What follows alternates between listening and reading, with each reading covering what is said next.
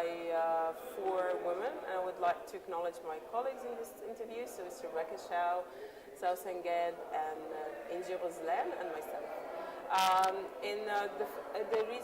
The reason HarassMap just become, if I may say, quite popular, is because it's provided a space for women in Egypt for the first time to anonymously report incidents of sexual harassment, that they themselves voice their frustration and report the incidents that's happening to them. It's also helped us to kind of provide evidence-based data for people who deny or suspect or is suspicious of the existence of sexual harassment in Egypt, and to what extent it's really like common and practiced on a daily basis. In some occasions also, it's provided testimonies, live testimonies, and for incidents that happened during the political uprising, where women were attacked and assaulted, and in cases raped during the revolution. So HarassMap have been very active also in documenting this. And how does it work? How do you documentate all this? Okay, we're using the technology of Ushahidi. It's an open source technology, and all the data online. So basically you can now type www.harassmap.org, and you can see the map, and you can see all the reports that we received. We received till mid last year more than 1,500 reports. So we received this report. We have a filtering criteria to make sure that it's relevant. Sometimes we receive reports that's not related to sexual harassment. And after we publish this report, so you can see the story, you can see when it happened, you can see where it happened, you can see the type of harassment that the person have been subjected to. We received mostly the reports for women, but we have few cases also from men, which also shows that because it's anonymous, it's provided a safe space for men who usually would see reporting sexual harassment that happened to them as a taboo, to be able to report these incidents. We also, HarassMap has a unique combination between an offline and online activity. So the online would be the map, which, as I said, provide the information and also guide us with messages that we take to the field.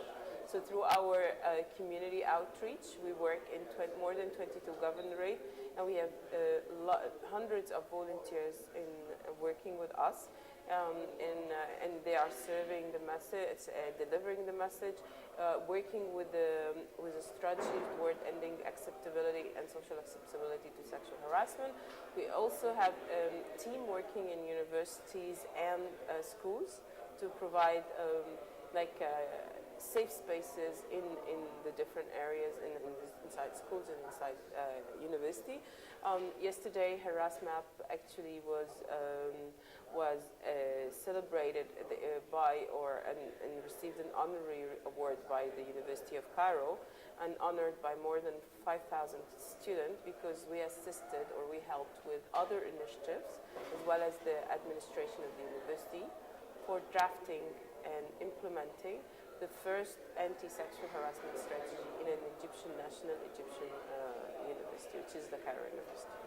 So you can see between the work between an online, combination between online and offline, it really helps to reach a wider group and reach bystander that we want to encourage to more interfere when witnesses incidents of sexual harassment. Right now, only 17% in Greater Cairo of bystander who witness sexual harassment interfere. So this means that more than 80% of people who witness sexual harassment don't interfere.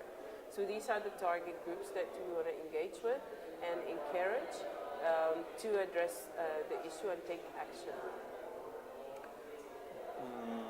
So I would like to know which kind of policies do you think that are good to improve the situation of the women in the world?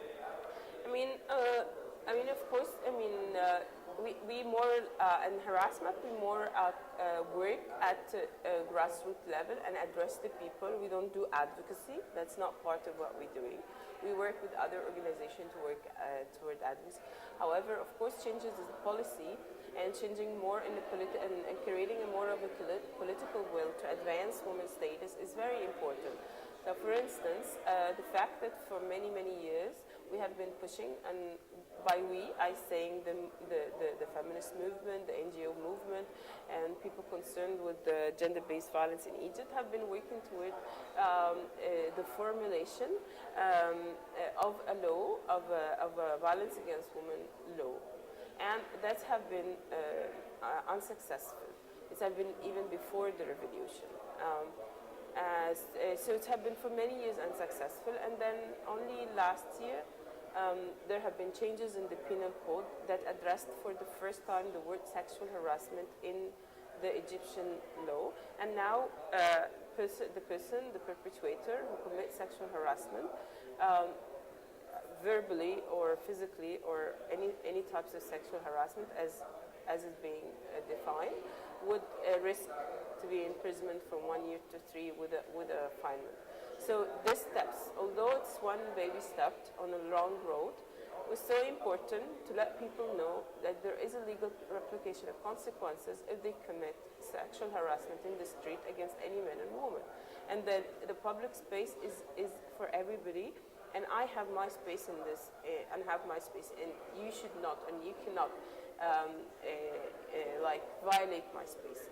So that was very important. So policies in place, the right policies in place, and not only the policies, but also the implementation of the policies, because you can have the policies but not a proper implementation for it, and enforcement for it. So the existence of our policies and the engagement, the enforcement of these policies are very important to the advancement of the women. So the existence of very strong laws or legislation that help women or to process the case. The existence of a judiciary system that is easily that can easily through it process cases. The existence of a police force that's well trained and helping women and encouraging also women to report incidents of violence is very important. Right now in Egypt, we have only 1.2% of cases are being reported. And this is based on our research that's done in Greater Cairo only. So it's not a representative sample, but it's a trend. It shows a trend that women tend not to report because they don't feel very safe in the environment, in the police environment. They don't think it will go anywhere. So all these policies, different policies and enforcements, all different political will at a higher level are very important to the advance of women and the ending of gender-based violence. Okay, thank you so much for your time, Amel. Thank you very much. It was a pleasure talking to you. It was a pleasure to interview you.